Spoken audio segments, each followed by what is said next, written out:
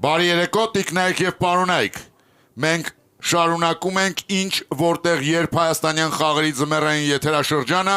որն իրականացվում է Իգրա TV հեռուստաընկերության կողմից տրամադրված արտոնագրի հիման վրա եւ Հայաստանում ինտելեկտուալ շարժման պաշտոնական գործընկեր Լիգային շուրանս ապահովագրական ընկերության հզոր Հովանու ներքո։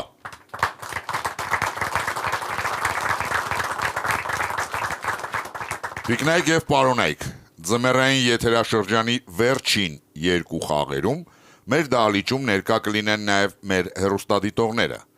Սակայն եթե տարվա եզրափակչին մեր հեռուստադիտողները ներկա կգտնվեն համաձայն մեր խաղի կանոնների եւ իրենց կարգավիճակի, ապա այսօր մեր ամանորյա արտամրցութային խաղում հեռուստադիտողները կխաղան հեռուստադիտողների դեմ։ Եվ ես խաղի եմ հրավիրում Միսակ Մարկոսյանի թիմին։ 2022 թվականի գարնանային եթերաշրջանի Մարմարե արծվի մրցանակակիր որակի ապահովման մասնագետ Սուրեն Արզանյան, 2020 թվականի գարնանային եթերաշրջանի Մարմարե արծվի մրցանակակիր նկարիչ Հովանես Սմոյան, 2018 թվականի գարնանային եթերաշրջանի Մարմարե արծվի մրցանակակիր լեզվաբան լրագրող Մարգարիտա Եսոյան, 2019 թվականի աշնանային եթերաշրջանի Մարմարե արծվի մրցանակակիր փաստաբան Լևոն Սահակյան, Մարմարե արծվի կրկնակի մրցանակակիր դիվանագետ Զարինա Բարսեղովա եւ թիմի ավակ Մարմարե արծվի կրկնակի մրցանակակիր իրավաբան Միսակ Մարկոսյան։ Միսակ Մարկոսյանի թիմի դեմ այսօր կխաղան Համլետ Մաթևոսյանը, Տիգրան Բաբայանը, Մհեր Մինասյանը, Արսեն Ոսկանյանը, Զարուհի Ասատրյանը, Պավել Ղազարյանը, Ամատունի Կիրակոսյանը, Բլից, Ալինա Ավակյանը, Նունե Գալստյանը, Արտակ Թադևոսյանը, Վայ Հարությունյանը եւ հարց Յունիբանկից։ Ինչ որտեղ երբ ձմեռային խաղեր, հեռուստադիտողներն ընդդեմ գիտակների, հաղթող կճանաչվի այն թիմը, որը կվաստակի 6 միավոր։ Հաշիվն է 0-0, առաջին խաղափուլ։ Բարի երեկո հարգելի գիտակներ։ Բարի երեկո։ Պարոն Մարկոսյան, Այո։ հաջորդ տարի 2027 թվականին մեր ակումբը նշելու է իր 25-ամյակը։ Կարծում եմ, թե մեր հեռուստադիտողներին եւ թե գիտակներին բազմաթիվ անակնկալներ են սպասում։ Իսկ դուք ինչ կառաջարկեք մեր ակումբին Հոբելյանի կապակցությամբ։ Ինչ մտքեր կան։ Ավելի շատ կմաղթեմ գեղեցիկ հարցեր, գեղեցիկ պատասխաններ։ Սպասում ենք ձեզանից հատկապես, այս վերջերս քիչ եք ուղարկում։ Ձեր դեմ խաղում է Նունե Գալստյանը, ինժեներ Երևանից։ Ուշադրություն, սև արկղ։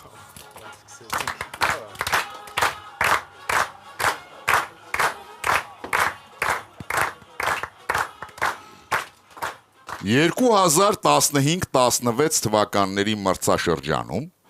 Լեսթեր ֆուտբոլային ակումբը Կլաուդիո Ռանիերիի գլխավորությամբ դարձավ Անգլիայի Պրեմիեր լիգայի հաղթող։ Սև արկղում գտնվում է այն, ինչի հետ երկրպագուները Ռանիերիի նշանակումից առաջ համեմատում էին թիմը, որն անընդհատ դուրս էր մնում Պրեմիեր լիգայից եւ հետ էր վերադառնում։ Ուշադրություն հարցը։ Ինչ է սև արկղում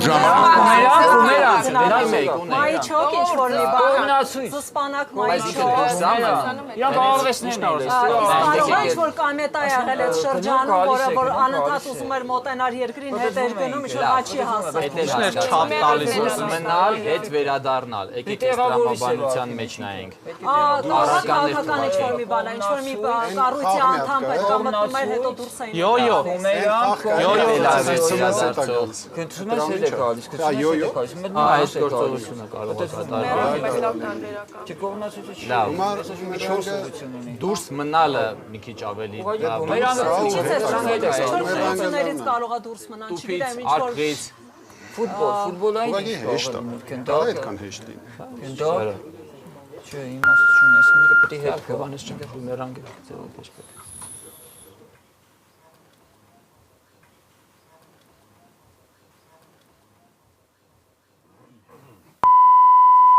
Այմա ավարտվեց ժամանակ, պարոն Մարկոսյան։ Հովանես Սմոյանը կպատասխանի։ Լսում ենք ձեզ, պարոն Սմոյան։ Ենթադրենք սևարկում բումերանգ, այսինքն գալիս է գնում թիմը անդադարելի այդ տրամաբանությամբ։ Ուշադրություն, ճիշտ պատասխանը։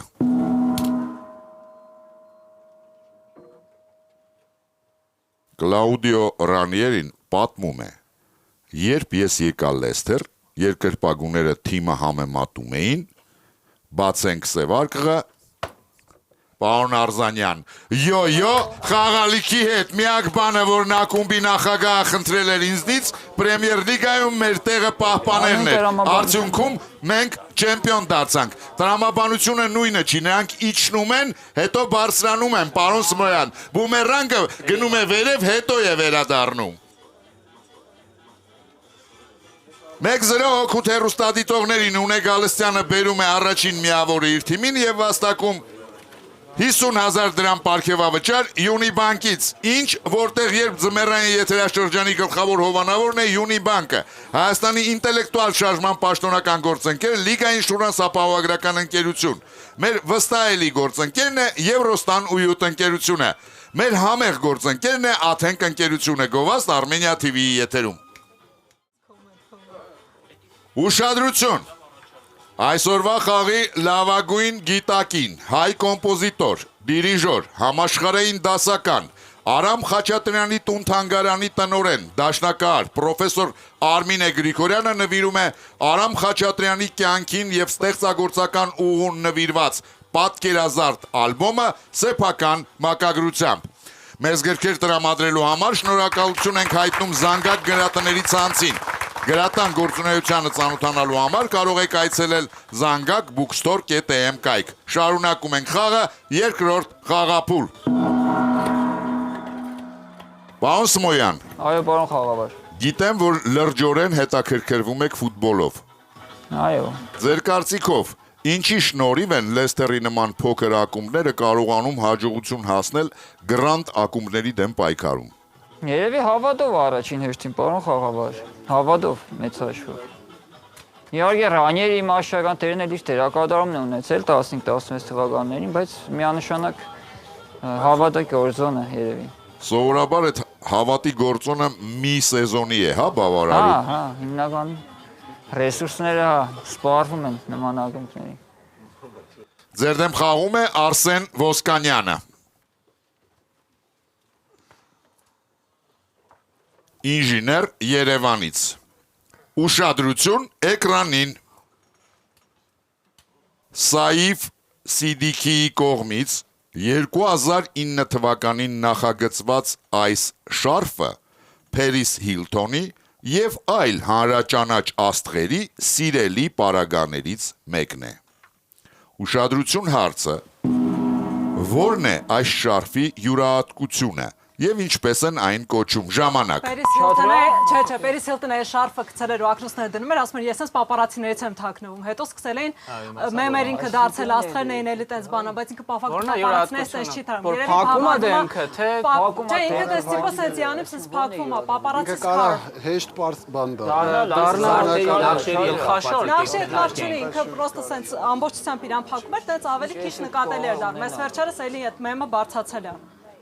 Այսինքն թաքնվելու համար։ Պապարացի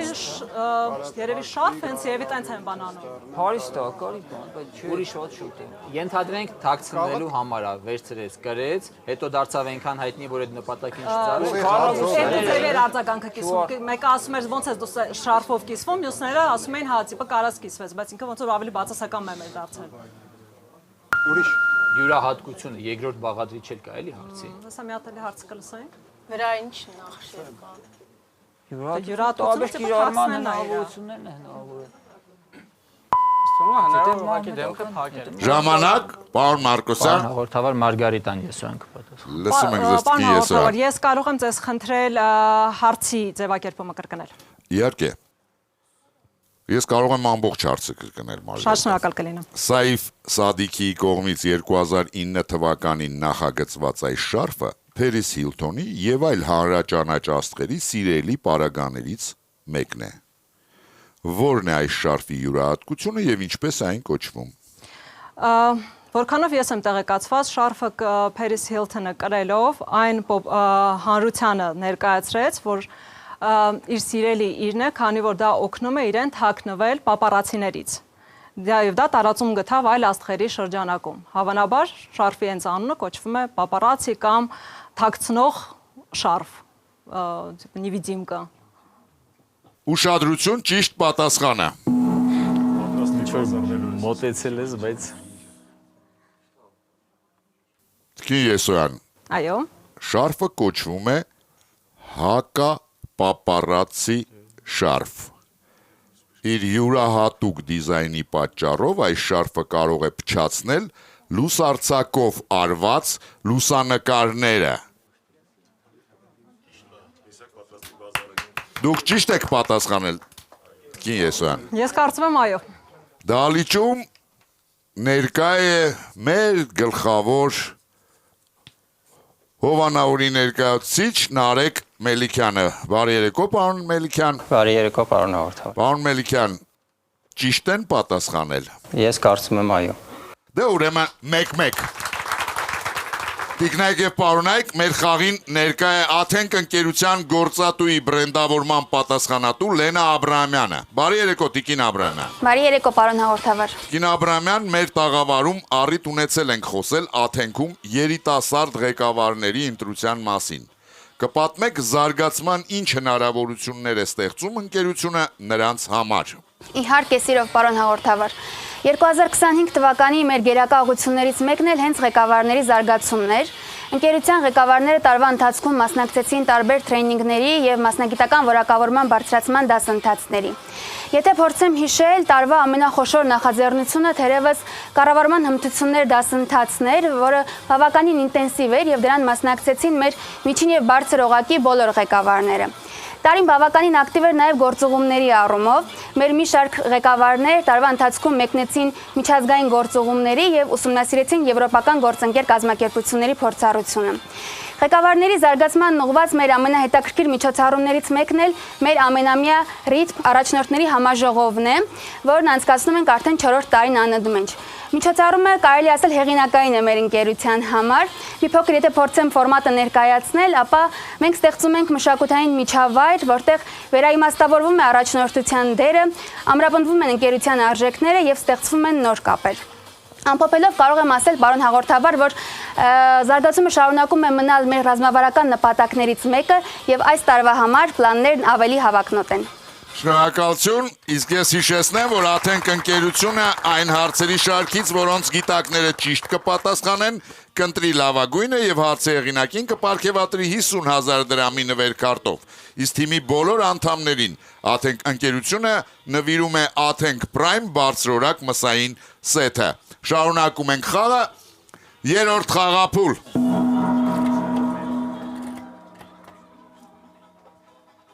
Ուշադրություն։ Ինչ, որտեղ երբ ձմեռային եթերաշրջանի եզրափակիչ խաղում կշնորվի հեռուստախաղի գլխավոր մրցանակը, ոսկե արծիվը։ Եթե եզրափակիչ խաղում հաղթեն գիտակները, ապա գլխավոր մրցանակը, ինչպես նաև Յունի բանկի կողմից սահմանված 300,000 դրամ դրամական պարգևը կստանա այդ թիմի լավագույն գիտակը։ Իսկ եթե եզրափակիչ խաղում հաղթեն հեռուստադիտողները, ապա ոսկե արծիվն ու դրամական պարգևը կստանա լավագույն հարցի հեղինակը։ Ձեր դեմ խաղում է Պավել Ղազարյանը, ինժեներ Չարենցավանից, գրող Ռալֆ Էդբերգը պնդում էր, որ դա ցանկացած լեզվի ամենակարևոր բառերից մեկն է։ Մենք դրան ենք պարտական ինչպես մեր ներկայիս գիտելիքների, այնպես էլ այն ամենի համար, ինչը մենք ճշմարիտ ենք համարում։ Էդբերգը կարծում էր, որ այդ բառը մեծապես նպաստել եւ շարունակում է նպաստել մարդկության առաջընթացին։ Ուշադրություն հարցը։ Որ բառն է դա եւ ումից ենք մենք ամենից հաճախ լսում այն։ Ժամանակ։ Ինչու երեխաներից։ Ինչու։ Ինչու երեխաներ։ Կարող լինի տեսնել։ Ես իսկ, չէ՞։ Բայց այս Բառն է, բայց որ ասում են Ինչու հարցը Առաջացածը հետազոտություն է էլի պահանջում, լավ, ինչու երեխան ունենք ուրիշ, եկեք մի հատ։ Պրոստիկը հարցա բառ չի, բայց ըստ էության էլի բառի ձևով է ձևակերպված։ Ճշմարիտ ենք համարում։ Ճշմարիտությունն է բանանում, հարց չի բառը։ Ցանկացած լեզվում կլինի, որպես ունիվերսալ, եկեք ուրիշ վերսիաներ փորձենք։ Սխալի, իսկ կարող ինչ որ պետք է հակառակից գալի, ինչ որ մի բան, որը սխալն է ներկայացնում, Ոչ, Էվրիկա։ ոչ, կասկածը։ Իսկ այդ դեպքում ով է, ումից ենք լսում ամենաշատ այդ բառը, ծանողներից ոչ։ Արկեջ լսեց, դե տենց արեց։ կարող է ինչ որ մի բանի վրա գնաց, չգիտեմ։ Կասկածն է առաջընթացի բան։ Արդյոք Իսկ բանն է առաջընթացին նպաստող։ Մի բառ, մի բառ, ինչ որտեղ երբ չի լինի 3 բառ։ Բայց Ինչ որտեղ Հա, բայց ինքը մի բայց բան հաղորդավարի։ Իսկ երկու մասից է բաղկացած։ Ժամանակ, պարոն Մարկոսյան, ով է պատասխանում։ Բան խաղավար ես կպատասխանեմ, առաջին վարքյաններից եկած վարկածը այդ բառը ինչուն է, իսկ առավել հաճախ այն լսում ենք երեխաներից։ Հասկանալի է։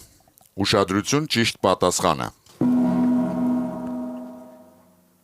Բառը, որին մենք պարտական ենք մեր ներկայիս գիտելիքների համար, պարոն Մարկոսյան։ Իհարկե, ինչուն է, մենք այդ բառն ամենից հաճախ լսում ենք մեր երեխաներից։ 2-1։ Մեր ինչուիկները։ Շարունակում ենք խաղը, 4-րդ խաղափուլ։ Պարոն Մարկոսյան, Այո, պարոն խաղավար։ իսկ ձեր երեխաները հաճախ են այդ հարցը ձեզ Հիմա ես տալիս։ 3 մակարդակի ինչուներ եմ ստանում, 2 տարեկանի, 5 եւ 10։ Իսկ հեշտությամբ եք կարողանում գտնել այդ ինչուների պատասխանները։ Երբեմն չէ, երբեմն անհրաժեշտ է լինում տարիքին համապատասխան ձևով ճիշտ բացատրել եւ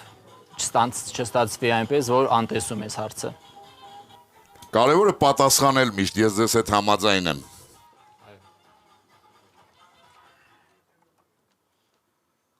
Ձեր դեմ խաղում է Մեհեր Մինասյանը, կինոմեխանիկ Երևանից։ Սկզբում նա շքեղ կալվածքի կառավարիչ էր եւ իր միապետի հավատարիմ հպատակը։ Սակայն առանց որևէ հիմնավոր պատճառի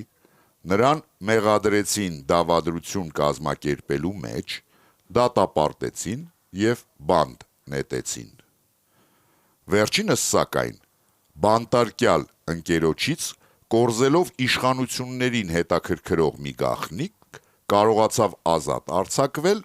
եւ վերականգնել իր վարչական դիրքը։ Հետագայում նա մասնակցեց միապետի դեմ ապստամբության ճնշմանը, իրականացրեց կոշտ հարկային քաղաքականություն, իսկ ավելի ուշ ժողովրդական հեղափոխության հաղթանակից եւ իշխանափոխությունից հետո նա կրկին հայտնվեց բանտում։ Պատիժը կրելուց հետո նա ցածր պաշտոն ստանձնեց նախկին կալվածքում։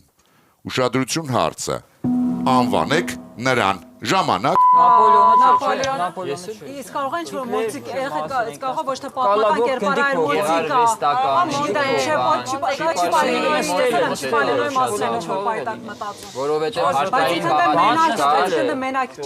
էր անում։ հարկային նկար, Բայց վերջին ինքը վերադառնում է Ես էլ վերջ չեմ հիշում, բայց ոչ Չիպալինոն Անում է իր առաջին։ պաշտոնին, հա, վերջում էլի։ Կալված։ Բանտ Չիպոլինոն ոսկի կառավարիչ էր։ Դա ինչ որ օգնական են իր աշխատում, սկզբից բայց ժամանակ բանը։ էր։ Կոշկավոր կադրի չի լինի։ Լրիվ սցենարներին համընկնում է, լավ, եթե Չիպոլինոն վերցրենք։ Պատմական կերպար, Նապոլեոն, Մանդելա, չգիտեմ, այնտեղ ելով կարա լինի։ Ես էլ սկզբից բայց կալկնոջ բանի հարց չկար պատմության մեջ, որ տենց իշխանական բաներ։ Անգլիայում ես որ տես դեպք չեմ հիշում, ինչ որ տես թակ։ Բանտի հետ գալիս է։ Հաստատ հարցի բանը այդ ոչ իրական կերպարի մեջ է։ Բայց իրոք ինչու է վերջանում։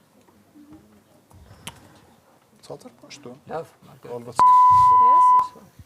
Ժամանակ, պարոն Մարկոսյան։ Մարգարիտա Եսոյանը։ Լսում ենք ձեզ, Մարգարիտա։ Պարոն հաղորդավար, մեզ թվում է, որ խոսքը գնում է Չիպոլինոյի կերպարի մասին։ Չիպոլինոյի կերպարի մասին։ Հասկանալի է։ Ուշադրություն, ճիշտ պատասխանը։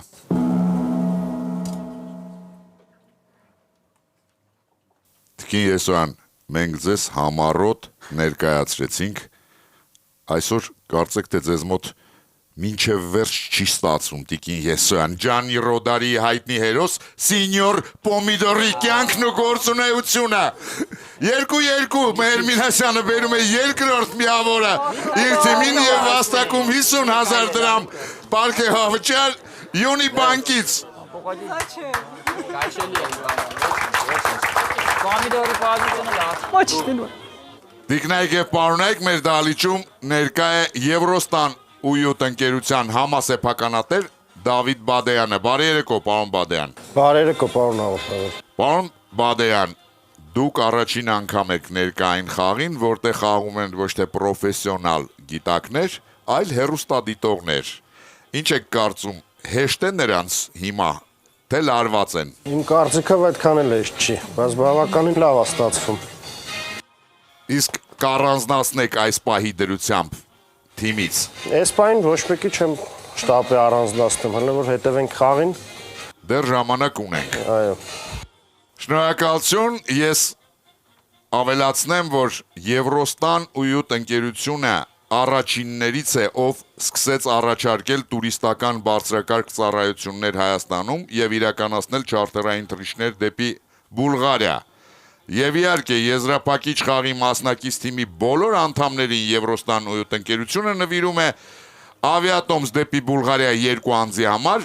ամառային հանգիստն անցկացնելու նպատակով։ Շնորհակալություն պարոն Բադեյան, շարունակում ենք խաղը 5-րդ խաղափուլ։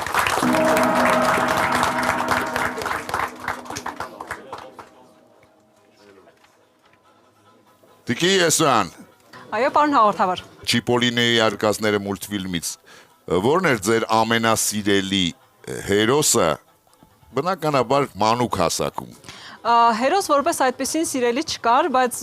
մանկուց շատ տպավորվել է այդ փողոքի ակցիան, որ հավաքված էին Zapralivnoye дождь, Starovlei молчать։ Միշտ ինչքան որ Չիպոլինոյի մասին խոսում են, աչքիս առաջ այդ կադրն է գալիս։ Ինձ բալերն էին դուր գալի, հետաքրքիր կերպարներ էին։ Բալերը։ Յունիբանկ։ Հարց Յունիբանկից։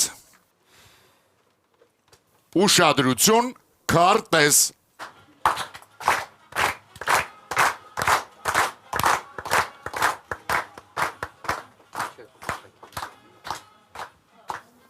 Իսկ հիմա ուշադրություն, հարցը։ Ինչին է նվիրված այս քարտեզը։ Ժամանակ։ Facebook, Կարմիրի շատ երանգներ կան, այսինքն ինչ-որ մի բան խիտ ու Ամենաինտերնետից կա ամբողջությամբ Աֆրիկան ու Չինաստան։ Եթե Ռուսաստանը շատ կարող է հենց խաղի տարածվածության այսինքն Աֆրիկան բացառված է ինքը, գրեթե։ մի չէ բայց ինչի երկու քանի Աֆրիկայում չկա ինքը։ քանի գույն երանգ Երկու երեք երանգ եմ ես Ռուսաստան, Ամերիկայի Միացյալ Ատոմային Ռուսաստանի զենքերի քանակը կարող ամենաշատ այդտեղ տարածված։ Չինաստանը չունի։ երանգների սպորտային բան է, ինչ-որ սպորտային հոկեյ, բայց Կարող է ինչ-որ հիվանդության կամ էպիդեմիայի հետ կապված ինչ-որ միասնական բան է, ստատիստիկա ինչ-որ մի բան է։ օգտագործման Հայաստանը խիստ կարմիր է։ Հայաստանը Բայց ավելի բաց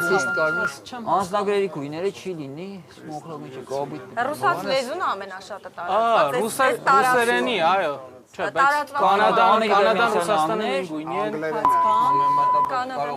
Ժամանակ, պարոն Մարկոսյան, լռություն դահլիճում։ Զարինա Բարսեղովան։ Լսում ենք ձեզ, Տիկին Բարսեղովա։ Միգուցե այստեղ պատկերված է ըստ գույների, թե որքան է ռուսաց լեզուն տարածված այդ տարածաշրջանում, որը ավելի կարմիր է, ավելի շատ են կրողները, որը ավելի թույլ է, համեմատաբար ավելի քիչ են։ Ուշադրություն, ճիշտ պատասխանը։ Պարոն Սմոյան, դուք ասացիք, որ Հայաստանը խիստ կարմիր է։ Սուրենը ասեց։ Ֆիքսեցիք, որ Հայաստանը խիստ կարմիր է։ Շատ կարմիր է Ռուսաստանը, Միացյալ Նահանգները, Ավստրալիան, Մերձավոր Արևելքը, Ֆրանսիան, կարմիր եւ նրա երանգները գերակշռում են Ռուսաստանում, Միացյալ Նահանգներում, Կանադայում, Բրազիլիայում, Ավստրալիայում, եվրոպական մի շարք երկրներում, Մերձավոր Արևելքում, սակայն քիչ են հանդիպում, օրինակ Աֆրիկայում կամ Հարավային Ասիայում։ Այս քարտեզը նվիրված է ծագումով հայերի բնակեցմանը ամբողջ աշխարհում։ 3-2 հոգուտ հեռուստադիտողների մեր գլխավոր հովանավոր Յունիբանկը բերում է իր թիմին 3-րդ միավորը։ Շարունակում ենք խաղը 6-րդ խաղափուլ։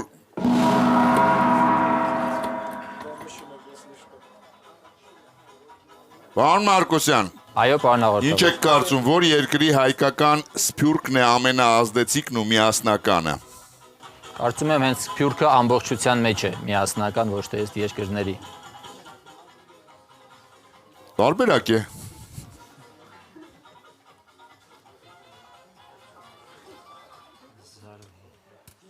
Զարուհի Ասատրյան, Դեղագործ Կարմիր գյուղից։ Մեր հեռուստադիտողի ազգականը պնդում էր, որ իր հայրը մասնակցել է առաջին համաշխարհային պատերազմին եւ նշում, որ 1919 թվականին վաստակել է շքանշան, որի վրա գրված էր առաջին համաշխարհային պատերազմի ընթացքում գործած սխրանքների համար։ Ուշադրություն հարցը. ինչպես է Զարուհին գլխի ընկել, որ իր ազգականը ստում է ժամանակ։ Չէին կարա իմանային, որ դա առաջինն է, հələ երկրորդ չի եղել։ Առաջին համաշխարհային կերպարին, եթե առաջինն է, Պրոստը վախեցա մատին, եկեք մի հատ քննարկենք բացի է։ Այս հայտնի անելուկ է։ Ահա, տենց որպես բան, բայց իրական հանդիպած էլի իրավիճակը։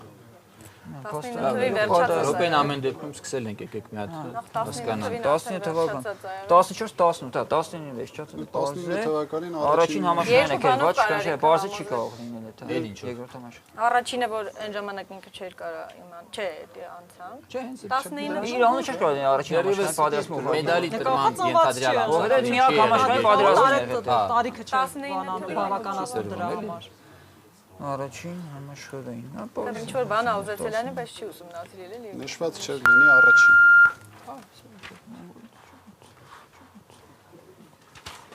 Մենք էլ ունենք վարկաններ։ չտած վարկյանը ինչպես միշտ։ Վերջի 10 վայրկյանը, պարոն Մարկոսյան, դուք Լռության 10 վարկյան։ փաստորեն անտեսում եք։ Ով է պատասխանում։ Ես կձևակերպեմ Լսում ենք ձեզ, պարոն պատասխանը, Մարկոսյան։ պարոն հաղորդավար։ Բանն այն է, որ հեռուստադիտողին նկատել է, որ 19 թվականի դրությամբ, երբ դեռ չկար երկրորդ համաշխարհային, չէր կարող մեդալի վրա, շքանշանի վրա նշված լիներ առաջին համաշխարհային պատերազմ, այսինքն չկար ենթադրություն, որ լինելու է երկրորդը։ Հասկանալի է։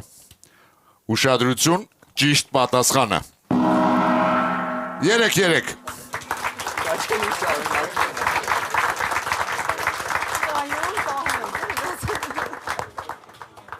Տիկնայք և պարոնայք, մեր դահլիճում ներկա է Լիգա Ինշուրանս ապահովագրական ընկերության կորպորատիվ բիզնեսի զարգացման դեպարտամենտի ղեկավար Հովսեփ Բեգյանը։ Բարի երեկոն,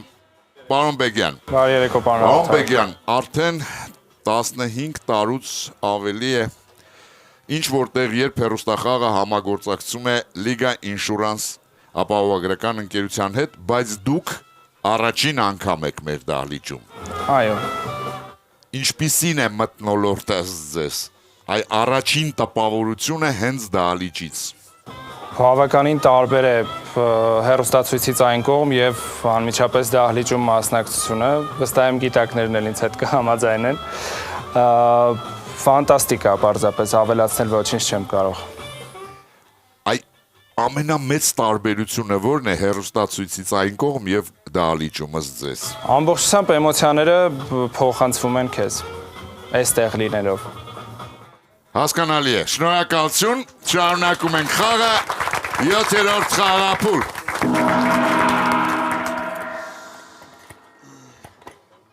Պարոն Մարկոսյան, Այո, պարոն հաղորդավար։ ինչ շքանշաններ եք հասցրել ստանալ ձեր ոստիկանական ծառայության ընթացքում։ Ստացել եմ եւ ծառայության ստաժի հետ կապված առաջի, երկրորդ, երրորդ կարգինները եւ ունեմ իրավակարգի ամրապնդման մեդալ, բայց ինձ համար ամենաթանկը դա պետական պարգևն է, Մխիթար Գոշի մեդալը։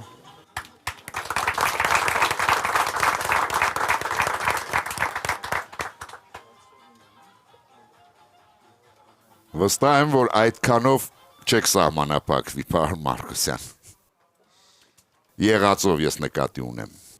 Ձեր դեմ խաղում է Ալինա Ավակյանը, քիմիկոս Երևանից։ Ուշադրություն, հարցը։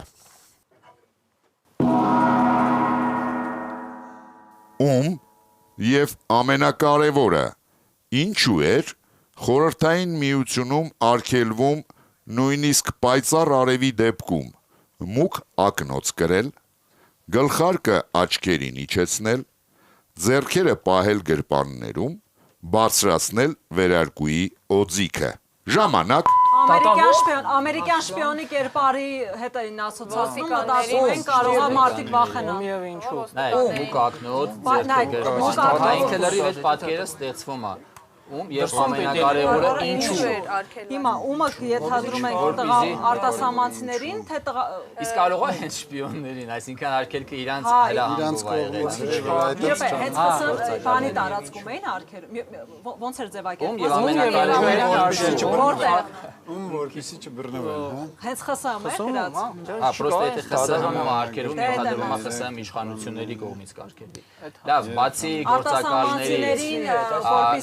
կինո ոլորտ, Երեխաների հետ արևային ակնոցներ, արևին նայելու բան կար։ Դե արևին Կարող է ոստիկաններին, որ Չէ, բայց արևը դրած մի կողմ ինչի օձիքի վերը բարձրացնել նախընթից, գլխարկը ներքև իջացնել, որ վստահությունը չկորցնի ոստիկան։ բայց հարցը Պարոն Մարկոսյան, սերով պայմանավորված։ ով է պատասխանում։ Մարգարիտան իր վարկածը։ Լսում ենք ձեզ։ Կին Եսոյան։ Խոսքը գնում էր տղամարդկանց մասին, իսկ թե ինչու, որովհետև ակնոցներով աչքերին իջացրած գլխարկով, բարձրացրած օձիքով այդ ամբողջական կերպարը հիշեցնում էր լրտեսներին։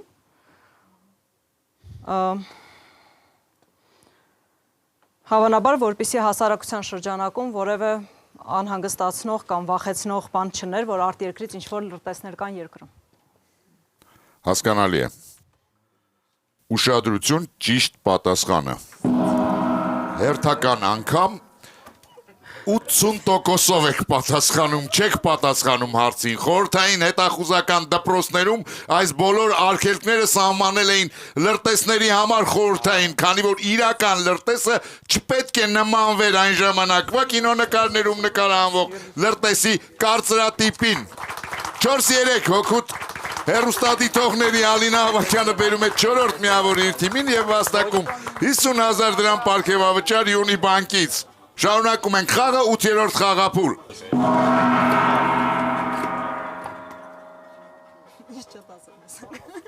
Հարգելի հեռուստադիտողներ, ձեր հարցերը կարող եք ուղարկել հետևյալ հասցեով. Երևան Եղվարդի խճուղի 1 Արմենիա հեռուստատեսություն, ինչ որտեղ երբ հեռուստախաղին, կամ info@PR.am էլեկտրոնային հասցեով, ինչպես նաև 3W TV-Y.am կայքի միջոցով։ Այն նամակները, որտեղ տեղեկատվության աղբյուրը եւ ձեր հեռախոսի համարը նշված չեն լինի, չեն դիտարկվի մեր խմբագիրների կողմից։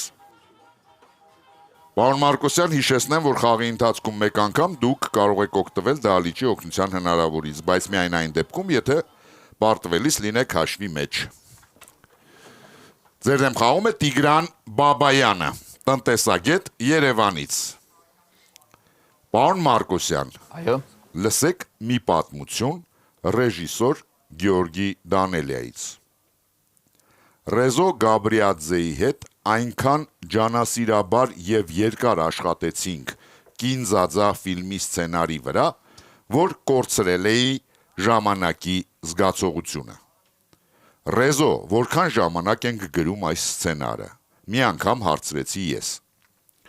Նայիր պատուհանից դուրս, տեսնում ես այն ոստիկանին, ասաց Ռեզոն։ Հյուրանոցի դիմաց, որտեղ մենք աշխատում էինք, դեսպանատուն կար, որի դարպասի մոտ ոստիկան էր հերթապահում։ Ուշադրություն հարցը. ինչպես շարունակեց իր միտքը Ռեզո Գաբրիաձեն, հիշատակելով ոստիկանին ժամանակ։ Կամ էլ մազերներ, կամ մազերներ, ոստակի բայց դժվար Ժամանակը որոշելու չափանիշ էլի կոչումը։ Լավ, ուրիշ, բացի կոչումից, ոստիկանի նայելով ծառայության բնույթի հետ կարող է կապված։ հակոս ծնա փոխվել, նո ամառայինից անցել է ձմեռայինից։ կամ ընդհանուր ռեֆորմ են արել Կամ հերթափոխը փոխվել է, եկել է իր Նույն ոստիկանն պրոստի բավականին եթե տևական ժամանակը ավելի շատ տարիների մասա, որ տարեստարի է Ժամանակ է պետք։ Ուսերի վրա ջուրը։ Կարող է գնդապետ այնտեղ էլ չէր կանգնի, ուրիշ բան կաներ, նստեր։ Չէ, կարող է մի կոչման փոփոխություն ընդհանրապես տեղի ունեցել։ Ունենք ուրեմն կոչում, ունենք համազգեստ, սեզոնային։ Էլ ժամանակ է կողոց ինչ ասել։ Սեզոնային, բայց իրենք իրենց վրա էլ կզգան, իսկ ոստիկան առանձնահատուկ է։ Դե պատոհանից էլ հա կտեսնեն։ Պրոստը հերց 10 վայրկյանի կանոնը պահում է թիմը։ Պարոն Մարկոսյան, ով է պատասխանում։ Զարինան կպատասխանի։ Լսում ենք ձեզ, Զարինա։ Պարոն հաղորդավար, նրանք նկատեցին, որ ոստիկանի կոչումը այդ ընթացքում բարձրացել է։ Այնքան երկար ժամանակ են իրան գրում այդ սցենարը, որ ասենք ուսադիրի վրա մեկ աստղ է ավելացել կամ կոչումը փոխվել է, բարձրացել է։ Հասկանալի է։ Ուշադրություն, ճիշտ պատասխանը։ Պարոն Մարկոսյան, Այո։ այս հարցը մենք շատ վաղուց էինք ստացել, բայց ես երկար պահում էի, որպեսզի դնեմ ձեր խաղին։ Նայիր պատուհանից դուրս, տեսնում ես այն ոստիկանին, ասաց Ռեզոն։ Այո, պատասխանեց Դանելյան։ Ինչ կոչում ունի նա, ավակ լեյտենանտ է, իսկ երբ մենք սկսում էինք գրել այս սցենարը նա դեռ սերժանտ էր, դե հաշվիր, այսպիսով Գաբրիաձեն կատակեց, որ քանի դեռ նրանք աշխատում էին, ոստիկանի կոչումը բարձրացել էր։ Հաշիվը դառնում է 4-4, պարոն Մարկոսյան։ Այո։ Իսկ հիմա ես ձեզ խնդրեմ պատասխանել, ինչ կոչում ունեիք, երբ առաջին անգամ հարց ուղարկեցիք մեզ։ Զարմանալի զուգադիպությամբ խաղից առաջ պարոն Աբովյանի հետ էինք դա վերհիշում, ավագ լեյտենանտ էի։ Հիմա ինչ կոչում ունեք։ Արդեն պաշտոնաթող գնդապետ։ Պաշտոնաթող գնդապետ։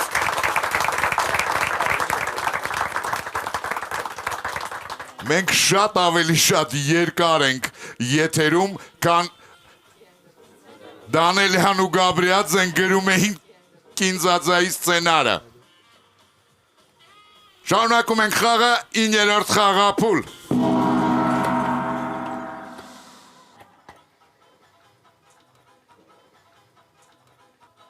Զարինա, Այո, պարոն հաղորդավար։ կարելի է արդյոք ձեր կյանքը բաժանել երկու փուլի՝ Մարմարե արծվից առաջ եւ հետո։ Որոշ չափով, որոշ առումով կարելի է, բայց ես ավելի շատ քանակությամբ փուլերի կբաժանեի։ Օրինակ, առաջին արծվից առաջ, հետո շարունակելի։ հնարավոր երրորդ։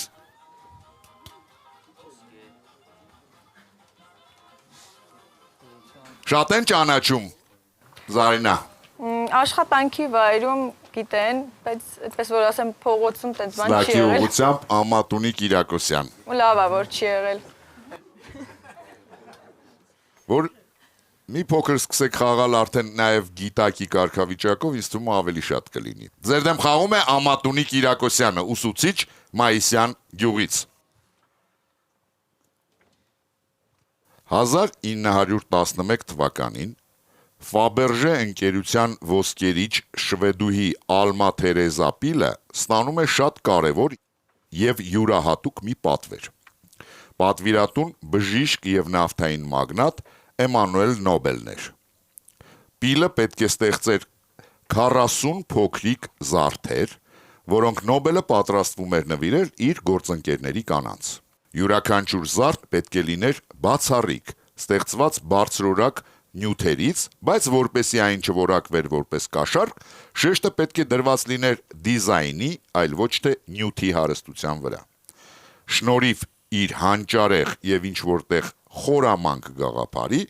Պիլը կարողացավ գլուխ բերել այս պատվերը, գոհացնելով եւ զարմացնելով խստապահանջ պատվիրատուին։ Պատրաստված բոլոր 40 զարդերը ներկայացնում էին նույն պատկերը, սակայն տարբեր էին միայն նրանց նախշերը։ Ուշադրություն, հարցը. ինչ տեսք էր հաղորդել Ալման այդ զարդերից յուրաքանչյուրին, ժամանակ։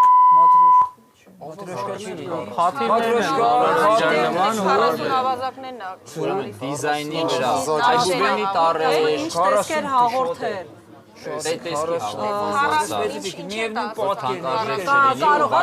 Կարող լուսնի ինչ, չէ, ասես բոլոր դիզայնը նույնն է, չէ, եղել նախշա, չէ, վրա։ Բան, որ ասում է թանկարժեք չի։ Սնիժինկայի ինչ որ մի հատ Ես բան։ Սնիժինկան մտածում եմ Մատնահետ, բայց ժամանակաշեն Կարևոր է ժողովուրդ։ Ինչ մատերիալի Մի բան, որը բազմաթիվ, կարող է puzzle է, puzzle-ի տեսքով է հավաքվում։ Puzzle-ի տեսքով որ հավաքվել։ մատերիալը կամ կարող է փայտից էր, ինչ որ փայտային ուզորներ էր։ Ոսկի է։ Մոզաիկա։ Ոսկի չէ։ Չէ, Եժանը։ Այսինքն առանձին իրական արժեք չունեն, իսկ միասին ուրիշ բառ ունենք բացի puzzle-ից։ Ինչ տեսք էր հաղորդել։ Դե այն որ Ֆաբերժեի մեջ մեխանիզմը Կարտեզ չի լինի, չէ, խաղակարտեզ չի լինի։ Պարոն Մարկոսյան, հետ է կապված շուտ։ ով է պատասխանում։ Ես կձևակերպեմ, պարոն Աղոթավետև, ավելի լավ բան կարծես թե չկարողացանք մտածել, ենթադրենք, որ այդ 40 զարդերին ինքը հաղորդել է puzzle-ի տեսք, որպեսզի ամբողջության մեջ դա իրենց արժեք ներկայացնի, իսկ ծրված պարագայում ամեն մի մասնիկ չդիտարկվի որպես շատ թանկարժեք ինչ-որ բան։ Ուշադրություն, ճիշտ պատասխանը։ Ուշադրություն էկրանին։ Պարոնեք, դուք ունեիք այդ տարբերակը, բոլոր զարդերը ունեին ձյան, փաթիլի տեսք, սակայն ոչ մի փաթիլ նախշերի իր ձևով նման չէ մյուսին։ Պատահական չէ, որ այս աշխատանքից հետո Ալմա Տերեզապիլին սկսեցին անվանել Ձյունե Թաքուի։ 5-4 հոգուտ հեռուստադիտողների Ամատունի Կիրակոսյանը բերում է 5-րդ միավոր իր թիմին եւ վաստակում 50,000 դրամ պարգևավճար Յունիբանկից։ Ինչ որտեղ երբ ձմեռային եթերաշրջանի գլխավոր հովանավորն է Յունիբանկը, Հայաստանի ինտելեկտուալ շարժման պաշտոնական գործընկեր Լիգա Ինշուրանս ապահովագրական ընկերություն։ Մեր վստահելի գործընկերն է Եվրոստանոյութ ընկերությունը։ Մեր համեղ գործընկերն է Աթենք ընկերությունը Գովազդ Armenia TV-ի եթերում։ Տիկնայք և պարոնայք, դահլիճում ներկա է Յունիբանկի օպերացիոն underwriting-ի վարչության պետ Նարեկ Մելիքյանը։ Բարի երեկո, պարոն Մելիքյան։ Բարի երեկո, պարոն հաղորդավար։ Պարոն Մելիքյան, քանի որ դուք մեր հեռուստադիտողների շահերի պաշտպանն եք, եկեք սկսենք հեռուստադիտողներից, թեև խաղացողներն են հեռուստադիտողներ։ Մինչ այս պահը որ հարցն է ձեզ ամենաշատը դուր եկել։ Եկեք սպասենք հարցերը վերջանան, նոր ընտրենք լավագույն հարցը։ Դե դուք կտրեք, բայց մինչ այս պահը որն է դուր եկել։ Դա էի հարցնում, թե չէ, եթե չեք ուզում կարող եք չպատասխանել։ Եկեք վերջում պատասխանեմ այդ հարցը։ Լավ, այդ դեպքում մյուս հեռուստադիտողներին անցնենք, խաղացող հեռուստադիտողներից ով է ամենաշատը ձեր կարծիքով այս պայդրությամբ ամենալավ գիտակը։ Կարծում եմ Տիկին Եսոյանը, եթե մի քիչ ավելի շատ քննարկվեն տարբերակները, թիմը կգտնի ճիշտ պատասխանները։ Շնորհակալություն։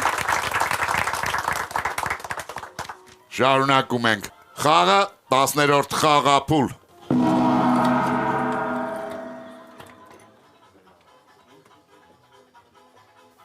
Տիկին Եսոյան։ Այո, պարոն հաղորդավար։ Կուզենայիք ձյան փաթիլի տեսքով զարդ ունենալ։ Այո։ Ֆաբերժեն ընդհանրապես ցանկությունների շարքում է։ Իսկ ինչ զարդեր եք նախընտրում կրել առօրյայում։ Առօրյայում փորձում եմ պահել դասականության սահմանաչափը զարդերի մեջ, բայց առանց զարդերի չեմ կարողանում, իրոք սիրում եմ։ Քանի որ ձեր ամուսինը դահլիճում է, մենք լսեցնում ենք նրան այդ ամեն ինչը։ Սլաքի ուղղությամբ բլից։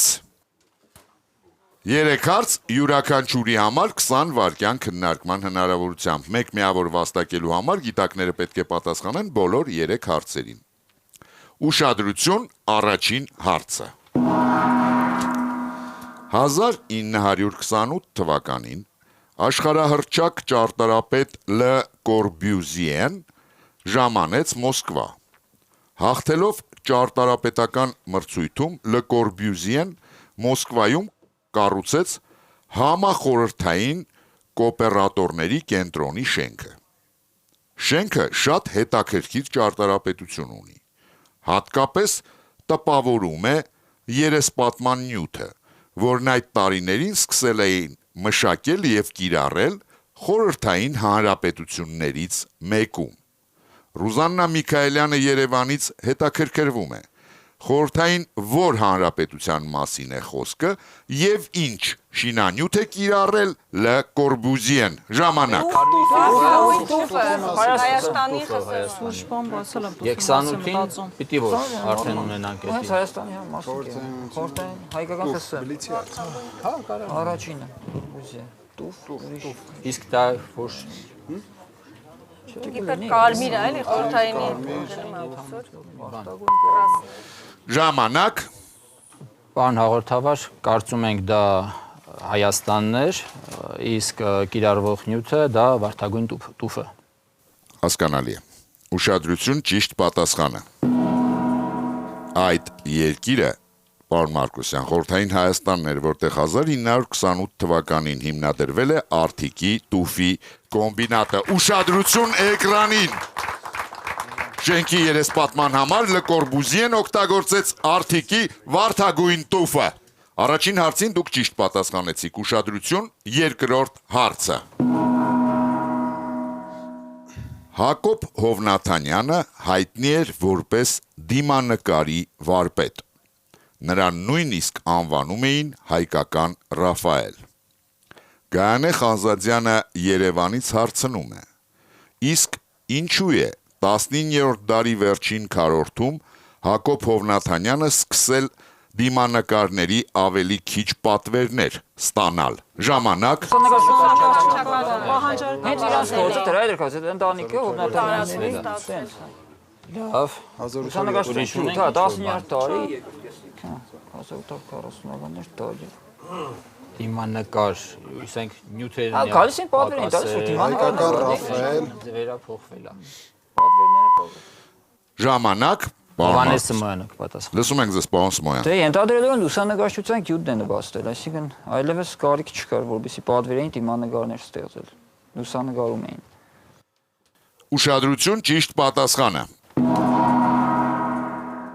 Բանն այն է, որ այդ ժամանակահատվածում զարգացում է ապրում լուսանկարչությունը եւ Հակոբ Հովնաթանյանի հարուստ հաճախորդները սկսում են նախապատվություն տալ լուսանկարչական ապարատին, այլ ոչ թե նկարչի վրձնին։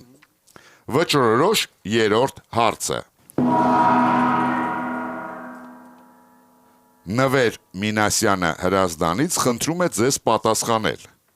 որ նախարարությունն է Հայաստանի առաջին հանրապետությունում կոչվել ել և մուտքի նախարարություն։ Ժամանակ։ Կարող է անձնագրային ներմուծման արտահանման Տուրիզմի նախարարություն կա հենց։ Էկոնոմիկայի Տուրիզմի մաքսային է կարա լինի։ Համարտակին գործերին է Լավ, Մաքսային վերցնես, բայց նա մենք գնանք։ բայց ուրեմն ունենք արտգործ, ունենք էկոնոմիկա, բայց կարող է տուրիզմի զարգացման, բայց փակսան Ժամանակ։ Պարոն հաղորդավար, քանի որ հաշվում պարտվում ենք եւ սա մեր վերջին շանսն է, ճիշտ չի լինի չօգտագործելը, կխնդրեմ ընթերցեք եւս մեկ անգամ հարցը եւ դալիճի օգնությանը դիմենք։ Բարի։ Նվեր Մինասյանը Հրազդանից խնդրում է ձեզ պատասխանել, որ նախարարությունն է Հայաստանի առաջին հանրապետությունում կոչվել ել և մուտքի նախարարություն 20 վայրկյան դալիճի օգնությամբ։ Կրեդիտ դեբետ, դա կամ պիտի էկոնոմիկայի դաշտ լիներ այստեղ։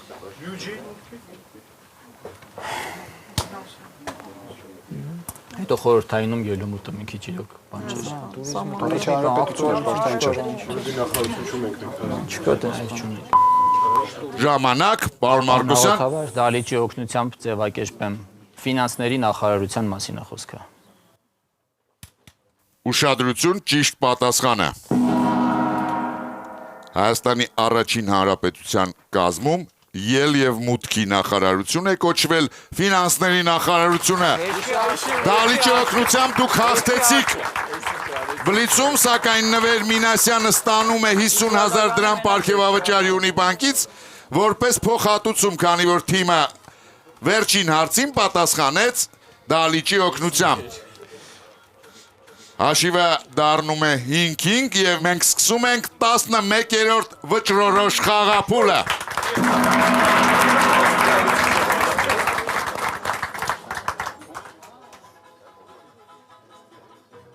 Եթե օպերատորները մեզ ցույց տան խաղասեղանը, փորձենք հասկանալ ինչ հարցեր են մնացել։ Համլետ Մաթևոսյան, Նախորդ խաղից դեժավի է գալիս։ Վահե Արությունյան եւ Արտակ Թադևոսյան։ Ում հետ կուզենայիք կամ ում դեմ կուզենայիք խաղալ, պարոն Մարկոսյան։ Գեղեցիկ հարցի հետ ուղղակի։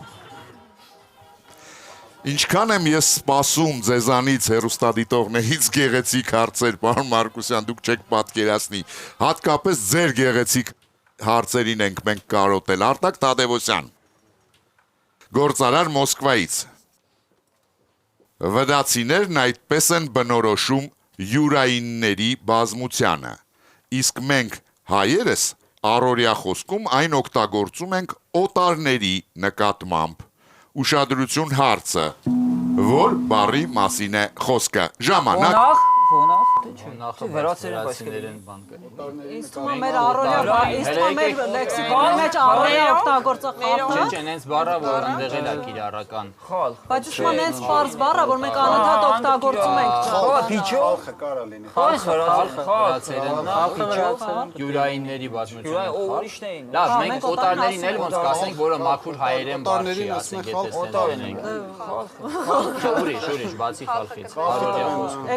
Բայց խաղը վերածում Դե հնչեղություն չեք ակրասունի տենց բաներ, ուրիշ էլ եկեք բացի դրանից, ղոնախ, խալխ, ուրիշներ, օտարներին նկատմամբ։ Կինտո չէ։ Չէ, Իսկ ինքը եկած չի օտար, որպես թշնամի բան չի անում, իսկ որպես թշնամի ինչ-որ բան անում, դուշման կամ ինչ-որ տենց։ Դուշմանը վերածելին է։ Ավելի սիրուն չի։ Տասվաշյանը բան չի գալիս է ուրիշ։ Պարոն Մարկոսյան, ով է պատասխանում։ Լևոն Սահակյանը։ Լսում ենք ձեզ, պարոն Սահակյան։ Հարգելի հաղորդավար, մեր կարծիքով խալխ թիմայիներ։ Հասկանալի է։ Ուշադրություն, ճիշտ պատասխանը։ Վրացիները իրենց յուրայիններին անվանում են խալխի, իսկ մենք հայերս խալխ բառն օգտագործելիս որպես կանոն նկատի ենք ունենում օտարներին, օրինակ այնպես կանեք, որ խալխի ձեռը չընկնի։ 6-5 Ես արձանագրում եմ գիտակների հաղթանակը եւ նշում հաղթողների անունները։ Սուրեն Արզանյան, Հովանես Սմոյան, Մարգարիտա Եսոյան, Լևոն Սահակյան, Զարինա Բարսեղովա եւ թիմի ավակ Միսակ Մարկոսյան։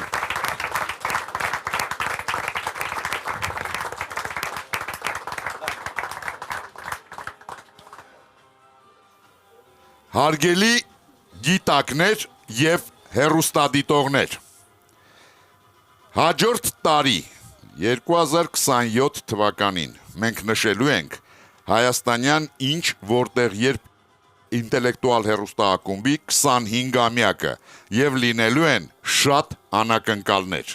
Եվ հենց այս պահից մենք սկսում ենք իրականացնել մեր խոստումները, քանի որ այսօր խաղում էին մեր հեռուստադիտողները։ Ես ուզում եմ հատուկ նշել մի հեռուստադիտողի անուն, որը դեռ 2011 թվականին արժանացել է Մարմարե արծվի եւ արդեն շուրջ 15 տարի մշտապես ներկա է գտնվում մեր հեռուստախաղի նկարահանումներին։ Մեր ակումբի անունից Տիկին Էլզա Ստեփանյանին որպես հեռուստախաղի նվիրյալ ցանկանում ենք հանձնել Վերածնունդը Եվրոպայում գիրքը։ թիմերի ավակների եւ հաղորդավարի մակագրությամբ։ Տիկին Ստեփանյան, հուսով եմ, այս գրքում կգտնեք շատ հետաքրքիր տեղեկություններ ձեր ապագա հարցերի համար։ Շնորհակալություն, Տիկին Ստեփանյան։